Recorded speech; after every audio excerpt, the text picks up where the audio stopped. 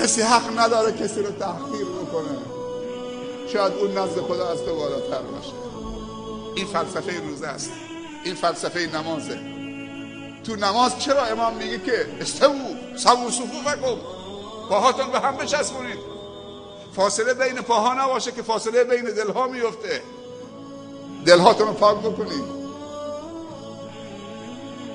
آیا شده که بگیم درسته صف بزرگترها هست صف کوچکترها هست، بچه های کوچک باید صف دوم صف سوم بیستن، اما صف تجار و صف فقرا نداریم، صف مسئولین و صف فلان نداریم.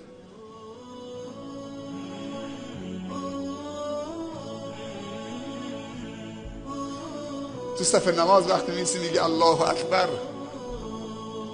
خدا بزرگتره، یعنی الله، یعنی شیطان اصغر. اجازه بده تا اون برادر فقیرت این لباسشو، این قوزک پاش به پات بچسبونه. نترس، اگر کنارت برادر فقیری با لباس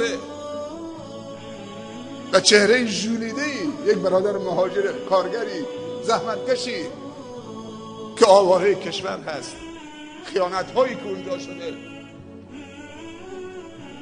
اینها محکوم شدن به اینکه آواره وطن باشن، دیگه تو صف نماز نباید احساس غربت بکنن، باید اجازه بدی، نترس.